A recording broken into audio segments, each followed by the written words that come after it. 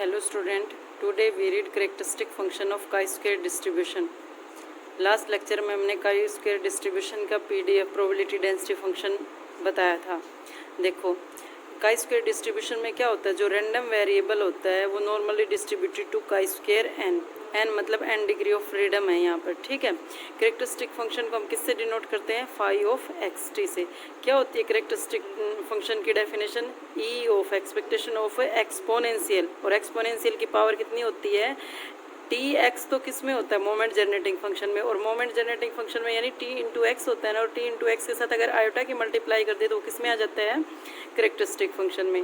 E of exponential iota T x, e of e निकालना है ई की पावर आयोटा टी एक्स का. अगर आयोटा को हटा दे तो वो क्या हो जाएगा, मोमेंट जनरेटिंग फंक्शन, और टी एक्स के साथ आयोटा आते ही वो क्या हो जाता है, कैरेक्टरिस्टिक फंक्शन, ठीक है.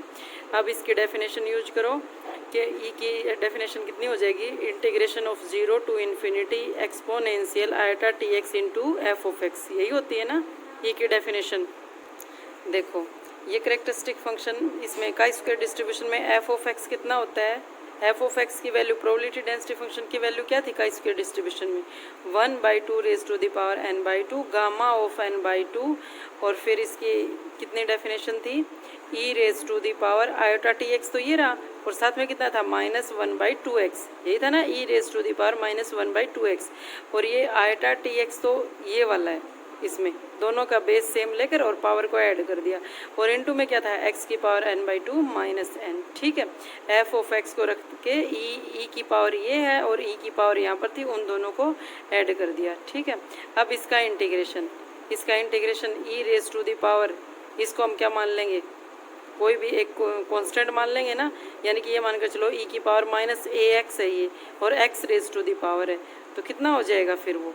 लास्ट लेक्चर में मैंने करवाया था ये देखो, ये इस टाइप से ना, 0 टू इन्फिनिटी की पावर -x, a की वैल्यू है ये -1 -2 आयोटा t/2, a की जगह वो रख देंगे, ठीक है. इनटू में x और x raise to the power.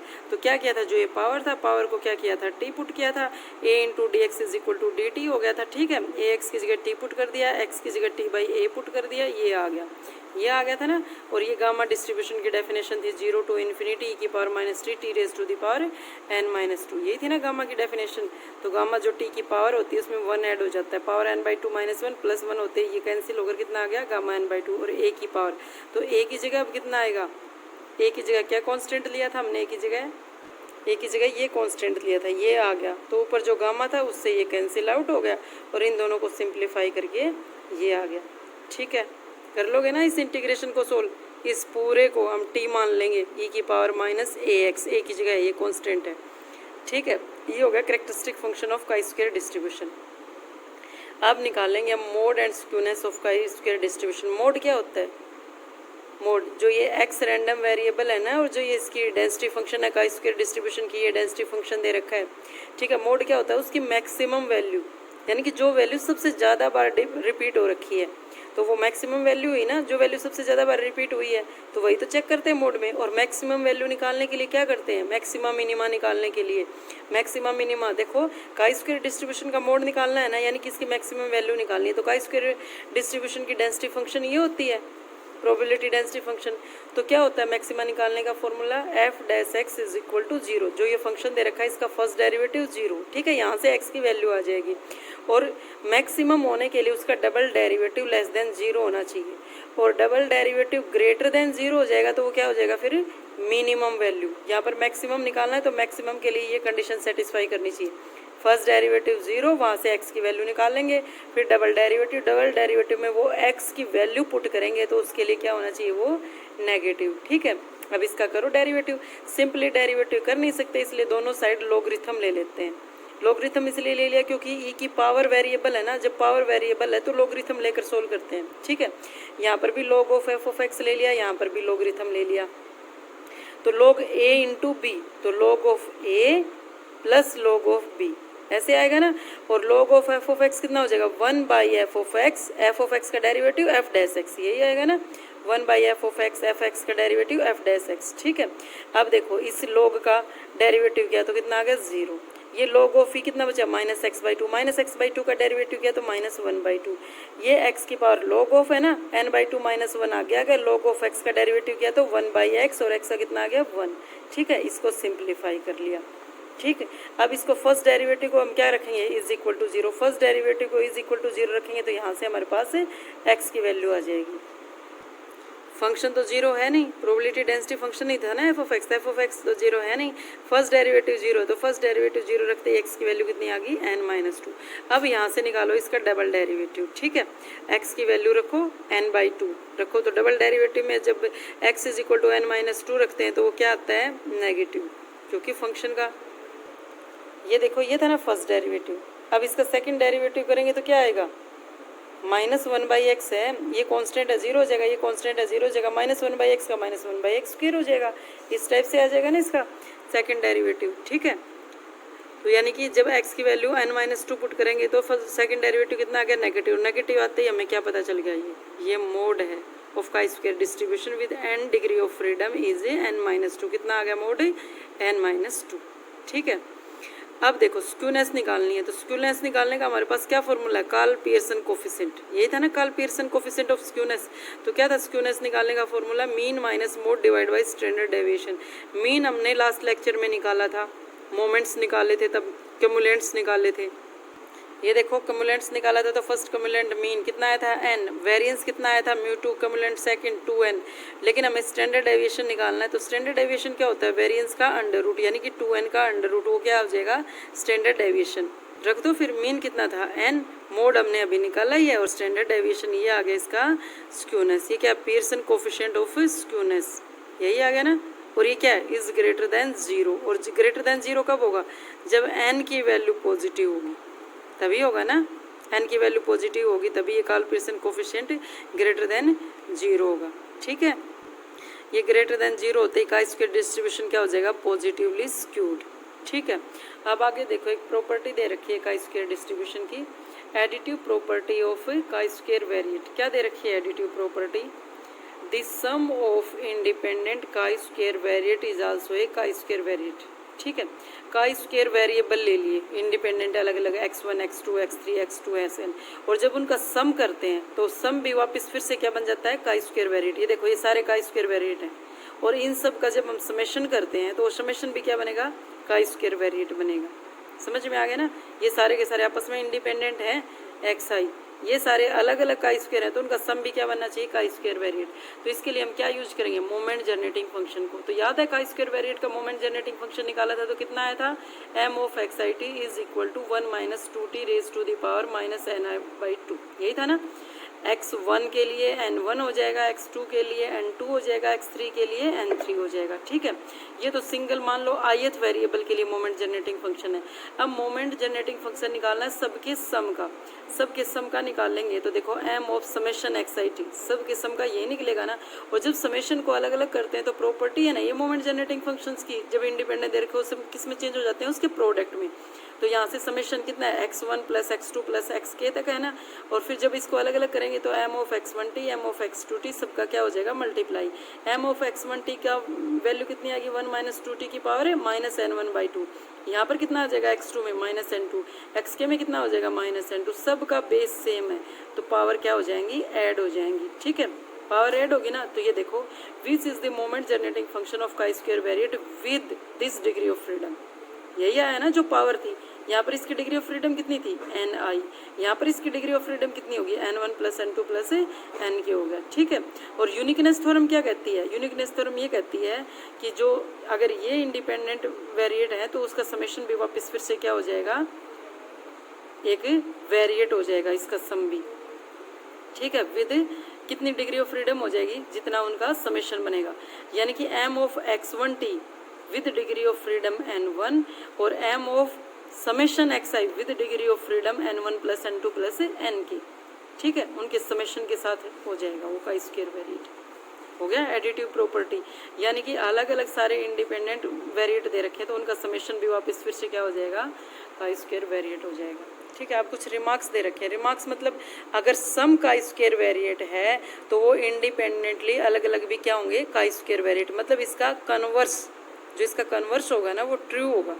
ठीक है, जैसे ये क्या लेकर चले थे, sum of independent chi square variate is also a chi square variate, यानी कि जो इंडिपेंडेंट काई स्क्वायर वेरिएट है उनका सम किया तो काई स्क्वायर, अब सम को काई स्क्वायर वेरिएट लेकर चलते हैं तो अलग अलग इंडिपेंडेंट वेरिएबल भी क्या हो जाएंगे, काई स्क्वायर वेरिएट हो जाएंगे। ठीक है, अब देखो दूसरा रिमार्क्स क्या दे रखा है, अगर x and y are independent non negative variates such that x plus Y follows chi square distribution, यही तो था। यहाँ पर तो nth के लिए n1 n2 up to k n के, तो यहाँ पर तो सिर्फ 2 ही दे रखे हैं, तो 2 के लिए तो ऑटोमेटिक ट्रू होगा, जब k के लिए ही होगा, तो यानी x and y independent non negative variate है तो x प्लस वाई भी क्या हो जाएंगे, इसका n1 डिग्री ऑफ फ्रीडम है, इसका n2 है, तो x प्लस वाई क्या हो जाएगा, n प्लस n2 के साथ डिग्री ऑफ फ्रीडम हो जाएगा। वही है सारा प्रूफ। अब ये देखो आगे एक और थ्योरम दे रखी है, इसी की फॉर्म दे रखी है, उसको नाम क्या दे रखा है, कोचरन थ्योरम। कोचरन थ्योरम में क्या दे रखा है, x1 x2 xn are independently distributed with standard normal variate. Standard normal variate में मीन 0 होता है और वेरिएंस 1 होता है। ठीक है, ये सारे अब इनके सब के स्क्वायर्स का एडिशन करें तो मान लेते हैं कि ये आता है। ठीक है, ये सब क्या है, Q I is the sum of square of linear combination of x1 x2 xn with ni degree of freedom. ठीक है, ये क्यू आई जो ये था ना 1 2 3, ये सारे के सारे क्या हैं, इनका लीनियर कम्बिनेशन है with ni degree of freedom. ठीक है, देन इसलिए इन सब का समेशन क्या मान लिया हमने, सब का समेशन मान लिया हमने n। तो जो ये क्वांटिटीज लिए हैं Q1 Q2 अप टू के ये सारे के सारे क्या हो गए, independent chi square variate with n1 n2 nk। ये तो वही हो गया ना, इसी का कन्वर्स वही तो हो गया। देखो समेशन लेकर चले थे और समेशन का डिग्री ऑफ फ्रीडम कितना है, सबका सम है, तो यानी कि अलग अलग भी क्या हो जाएंगे, अलग अलग डिग्री ऑफ फ्रीडम के साथ हो जाएंगे। इसी थ्योरम का कन्वर्स हो गया ना ये। अब देखो काई स्क्वायर प्रोबेबिलिटी कर्व दे रखी है, ये हमने निकाला था ना, अभी निकाला था, F of dash X divide by F of X is equal to, F of X को उधर ले गए। ठीक है, इसकी प्रोबेबिलिटी कर्व निकालनी है, ये F dash X is equal to ये दे दिया। अब देखो अगर x की वैल्यू पॉजिटिव है तो एफ ऑफ एक्स क्या है, प्रोबेबिलिटी डेंसिटी फंक्शन है ना, अगर x पॉजिटिव रहेगा तो F of x always non negative रहेगा। ठीक है, ये डेंसिटी फंक्शन में पुट करके देखो, x greater than 0 then F of X क्या होगा, ये देखो x पॉजिटिव, यहाँ तो पॉजिटिव ले लो चाहे नेगेटिव ले लो, पॉजिटिव है तो ऊपर रह जाएगा, नेगेटिव है तो 1/e की पावर हो जाएगा, तो ये तो पॉजिटिव ही रहना है। यहाँ पर x की वैल्यू अगर पॉजिटिव लेंगे तो ये फंक्शन क्या बन जाता है, एफ ऑफ एक्स भी पॉजिटिव बन जाता है। यही है ना प्रोबेबिलिटी डेंसिटी फंक्शन, तो यही दे रखा है, अगर x ग्रेटर देन 0 के लिए फंक्शन क्या रहेगा, एफ ऑफ एक्स पॉजिटिव रहेगा। अब देखो इस x की वैल्यू ये देखो n-2 है। ठीक है, ये एफ डैश एक्स की वैल्यू इस पर डिपेंड करती है, ये पॉजिटिव है या नेगेटिव है। F dash x less than 0 कब होगा, जब ये n-2 है ये नेगेटिव हो जाए, क्योंकि ये देखो ये 0 हो जाएगा n-2 तब भी नेगेटिव बचेगा, और ये नेगेटिव हो जाएगा तो नेगेटिव नेगेटिव ऐड होके तब भी नेगेटिव बचेगा, है ना। n-2 पर डिपेंड करता है ना, n-2 की वैल्यू चाहे 0 हो जाए चाहे 0 से लेस, तो ये क्या रहेगा, एफ डैश एक्स से नेगेटिव रहेगा। हो गया क्लियर, ये यूज करना है हमें, देखो। ठीक है, अब देखो हम क्या निकालेंगे, ये तो हमें पता चल गया, n-2 less than equal to 0 तब नेगेटिव रहेगा। एफ डैश एक्स पॉजिटिव कब रहेगा, देखो जो काई स्क्वायर प्रोबेबिलिटी करा हुआ है for 1 and 2 degree of freedom is monotonically decreasing. 2 degree of freedom मतलब n की वैल्यू अगर 1 और 2 ले दो। ठीक है, देखो एफ डैश एक्स पॉजिटिव कब होता है, एफ डैश एक्स पॉजिटिव कब रहेगा, जब x की वैल्यू n-2 से छोटी होगी, x की वैल्यू n-2 से छोटी होगी तो सब्ट्रैक्ट हो जाएगी, तो यही बचेगा ना, तो ये तो पॉजिटिव बचेगा। ठीक है, x की वैल्यू n-2 से छोटी होगी। एफ डैश एक्स 0 कब होगा, जब x की वैल्यू n-2 के इक्वल होगी, दोनों इक्वल हो गए तो सब्ट्रैक्ट होकर 0 बन जाएंगे ना, 0 हो जाएगा। अब नेगेटिव कब होगा, जब x की वैल्यू n-2 से बड़ी हो जाएगी, तो ये माइनस है ना, तो x नेगेटिव नहीं हो जाएगा, और इससे बड़ी होगी तो इसको घटाने के बाद भी ये क्या रहेगा, नेगेटिव ही रहेगा। ठीक है, यानी कि x की वैल्यू n-2 से छोटी है तो पॉजिटिव है, ये x के इक्वल है तो 0 है, और x ग्रेटर देन n-2 है तो लेस देन 0। इसी कॉन्सेप्ट को यूज करके हमने ये प्रोबेबिलिटी कर्व निकाली है। ये देखो n इज इक्वल टू 1 और 2 के लिए तो सीधा कर्व है, क्योंकि सिर्फ 1 और 2 के लिए ही काई स्क्वायर प्रोबेबिलिटी कर्व आती है इस डिग्री ऑफ फ्रीडम के लिए, 1 और 2 के लिए। उसके बाद में 3 4 5 सब के लिए कर्व डाइवर्ट होनी स्टार्ट हो जाती है, नीचे से स्टार्ट होती है। 3 के लिए ये देखो मूव कर गई, 4 के लिए फिर मूव कर गई, 5 के लिए फिर मूव कर गई, और 6 के लिए फिर से। 1 और 2 के लिए ये रहती है। ठीक है ना, क्योंकि n-2 इसमें 1 और 2 तक ही तो रहेगी, ये देखो n greater than equal to 1 के लिए x इंक्रीज हो जाता है तो f ऑफ x क्या हो जाता है, डिक्रीज होता है, और इसलिए finally tends to 0 as x tends to infinity. जैसे जैसे x टेंस टू इन्फिनिटी होता जाएगा y टेंस टू भी क्या होता जाएगा, इन्फिनिटी हो जाएगा n इज इक्वल टू 1 के लिए।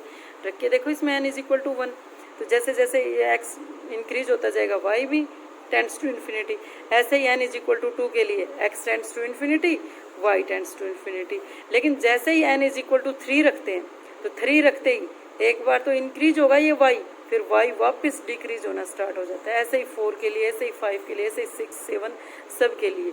सिर्फ n-2 है ना, तो 1 और 2 के लिए ही जब x टेंस टू इन्फिनिटी होगा तो y टेंस टू भी इन्फिनिटी। n की वैल्यू 1 रख के देखो, फिर करो x tends to infinity, y tends to infinity हो जाएगा।